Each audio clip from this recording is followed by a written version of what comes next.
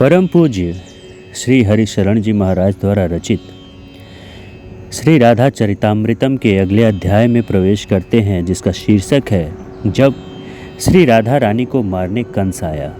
जय जय श्री राधा कृष्ण। साधकों, मुझसे कई लोगों ने पूछा है, श्री राधा रानी श्री कृष्ण से बड़ी हैं, फिर आपने उन्हें छोटी क्यों बताया? मैं स्पष्टतः कह देना चाहता हूँ, मैं जो कह रहा हूँ इसका आधार शास्त्रीय और प्रमाणिक है। आधुनिक लेखक ही कहते हैं कि श्री राधा श्री कृष्ण से बड़ी थी।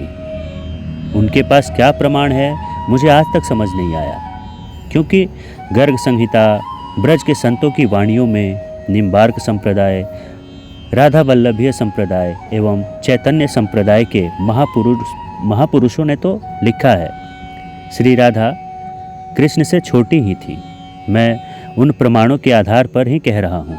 और नायिका नायक से छोटी हो तभी श्रृंगार रस भी खिलता है। इसीलिए प्रमाणिक बात यही है कि श्री राधा छोटी थी नंदनंदन से। धन्य है वो गोद जिसमें श्री राधा खेल रही हैं। धन्य है वो आंचल जिस आंचल में वो आह्लादिनी शक्ति प्रकट हुई है।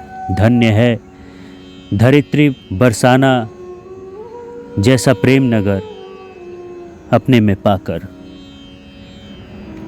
अभी तो कुछ नहीं है, देखते जाओ कंस।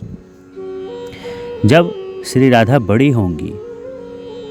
महर्षि सांडिल्य हंसे और वज्रनाभ से बोले, देवर्षि नारद की लीला उनके स्वामी श्याम सुंदर ही जाने। कौतुकी हैं नारद जी, इन्हें कौतुक बहुत प्रिय है, सबसे सहज रहते हैं। तुम्हें पता है ना वज्रनाभ, कंस जैसे राक्षस भी गुरु मानते हैं देवर्षि को, क्योंकि ये उन्हीं की भाषा सहजता से बोल लेते हैं। हम लोग नहीं बोल पाएंगे। अब देखो, चले गए बरसाने से सीधे मथुरा कंस के पास। कंस ने स्वागत किया। स्वागत स्वीकार करने के बाद देवर्षि कंस से बोले, आनंद आ गया तो फल फूल और लीजिए देवर्षि। देवर्षि हंसे, कंस के पीठ में जोर से हाथ मारा और बोले, नहीं कंस, तुम्हारे इन फलों से देवर्षि को क्या आनंद आएगा? आनंद तो बरसाने में आया। बरसाने में? कंस ने पूछा। हाँ हाँ, बरसाने में। कीर्ति रानी की गोद में तो शक्ति पुंज कृष्ण की आह्लादिनी शक्ति, वो वृषभान की लली, उनके दर्शन करके आया हूँ। आनंद आ गया। हे कंस, श्री कृष्ण की शक्तियों का केंद्र तो वही है। देवर्षि बोले जा रहे हैं। अब आप ये क्या कह रहे हैं? पहले कह रहे थे कि गोकुल में मेरा शत्रु पैदा हुआ है और उसी को मारने में लगा हूँ। पूतना भेजी पर वो मर गई। सकटासुर, उसे भी मार दिया। और सुना है कागासुर कल मरा हुआ मिला है मेरे सैनिकों को। तुम समझ नहीं रहे हो कंस? अपने आसन से उठे देवर्षि नारद। कंस के कान में कुछ कहना चाहा, फिर रुक गए। इधर उधर सैनिकों को देखा। कंस तुरंत चिल्लाया, एकांत, सब जाओ यहाँ से। देख नहीं रहे देवर्षि मुझे कुछ गुप्त बातें बता रहे हैं? महर्षि सांडिल्य मुस्कुराते हुए ये प्रसंग आज सुना रहे हैं। कान में बोले देवर्षि कंस के, विष्णु ने अवतार लिया है कृष्ण के रूप में तुम्हें मारने के लिए, पर विष्णु की मूल शक्ति बरसाने में प्रकट हुई है। विष्णु की समस्त शक्तियों की मूल है श्री राधा। श्री राधा? कंस डर गया। डरो मत कंस, डरो मत, मैं हूँ तुम्हारे साथ। पीठ थपथपाई कंस की। क्या करूँ मैं गुरुदेव, आप ही कोई उपाय बताएं। मार दो। और तुम भी तो महावीर हो, हटा दो विष्णु की शक्ति को। कितनी सहजता से बोल रहे थे देवर्षि।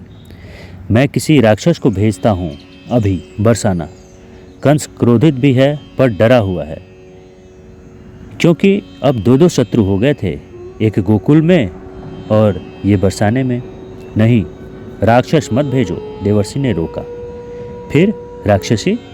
कंस ने पूछा। नहीं, तुम स्वयं जाओ। और उनकी शक्ति का आकलन करके आओ।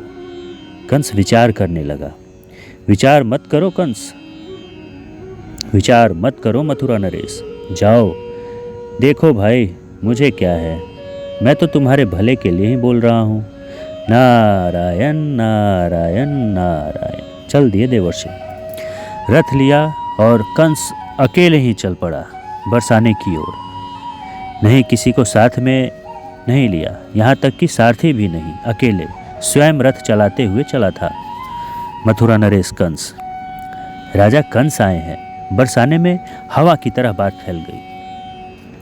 कंस अपने रथ को लेकर घूम रहा है और ग्वालों के घरों में भी जा रहा है। अभी तक किसी को क्षति तो पहुंचाई नहीं, पर सब डरे हुए हैं। हे वृषभान जी, बरसाने के कुछ प्रधान लोगों ने आकर वृषभान जी से गुहार लगाई थी। डरो मत, कंस हमारा कुछ नहीं बिगाड़ पाएगा, और अगर उसने इस बरसाने की क्षति की तो फिर उसे उसका दंड भोगना ही पड़ेगा। क्रोध से लाल मुख मंडल हो गया था वृषभान जी का, पर बिना विचारे जो करे सो पाए पछताए सहज हो गए थे वृषभान।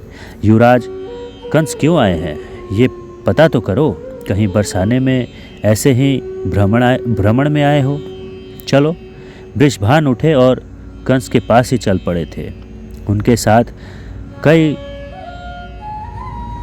ग्वाले थे। युवराज कंस की जय हो। शत्रु को भी सम्मान देना है वृषभान जी का स्वभाव है। ओह वृषभान जी, उतरा कंस रथ से।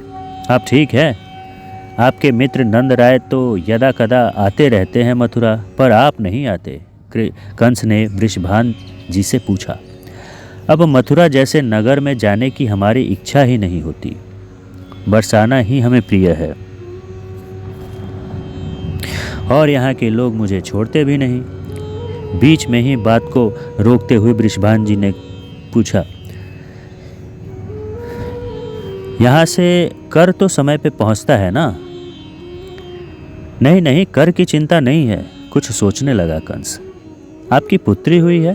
स्वयं ही पूछने लगा, क्योंकि कंस समझ गया कि पुत्री के जन्म की बात ये मुझसे क्यों कहने लगे। पुत्री की जन्म की बात तो वृषभान जी बोलेंगे नहीं, अतः स्वयं कंस ने ही पूछा था। उत्तर दिया वृषभान जी ने, हाँ, एक पुत्री हुई है। कंस को क्या कहें इससे ज्यादा? तो हमें दिखाओगे नहीं? कंस आदेशात्मक भाषा बोल नहीं सकता था, क्योंकि ये ग्वाले भी कम न थे बरसाने के, इनकी लाठी ही पर्याप्त है। पर भोले भाले हैं वृषभान, बिना कुछ बोले अतिथि जानकर कंस को ले चले अपने महल में। आप ये क्या कर रहे हैं? कंस दुष्ट है, उसकी दृष्टि अच्छी नहीं है, फिर मेरी लाडली को मैं क्यों दिखाऊं सबको? कंस को अतिथि कक्ष में बिठाकर वृषभान जी चले गए थे अंतःपुर में। कंस देखकर चला जाएगा रानी, कंस देखकर चला जाएगा रानी। अब मैं उसकी बात कैसे काट देता कीर्ति? वैसे मेरी लाडली का वो कुछ बिगाड़ नहीं पाएगा। बस कीर्ति, कुछ क्षण के लिए ही तुम चली जाओ, मैं कंस को बुला रहा हूँ। पालने में खेल रही लाली को वो देख लेगा और चला जाएगा, मैं हूँ ना उसके साथ। आप ना ऐसी जिद न किया करे, मेरी लाली को अगर कुछ हो गया, उसकी नज़र भी तो खराब है। पता है, ब्रजरानी भाभी कह रही थी कितना उत्पात मचा रखा है उसने गोकुल में। अब जाओ तुम, कुछ नहीं होगा, मैं हूं ना। पर जाते जाते डिबिया ली काजल की कीर्ति रानी ने और बड़ा सा टीका माथे पर लगा दिया अपनी लाली के। कीर्ति रानी भीतर गई, पर उनका मन फिर भी नहीं माना। वापस आई और काजल ही पूरे मुंह में लगा दिया श्री राधा रानी के। पर सूर्य बादलों में कैसे छुपेगा? आओ महाराज कंस, आओ। लेकर चल दिए कंस को अंतःपुर में। देवर्षि की बातें कानों में गूंज रही हैं। गोकुल की शक्ति बरसाने में है, उसको मार दो तो गोकुल वाला कृष्ण कुछ नहीं बिगाड़ पाएगा। पालने के पास पहुंचा कंस। उसे असीम ऊर्जा प्रवाहित हो रही है ऐसा लगने लगा। पालने की ओर देखने की हिम्मत ही नहीं हो रही है कंस की। पता नहीं क्यों श्री राधा रानी की ओर ये दृष्टि ही नहीं उठा पा रहा। तुम क्षण भर के लिए बाहर जाओ वृषभान। जाओ बाहर? कंस से क्या कह रहा था? वृषभान को बाहर जाने के लिए?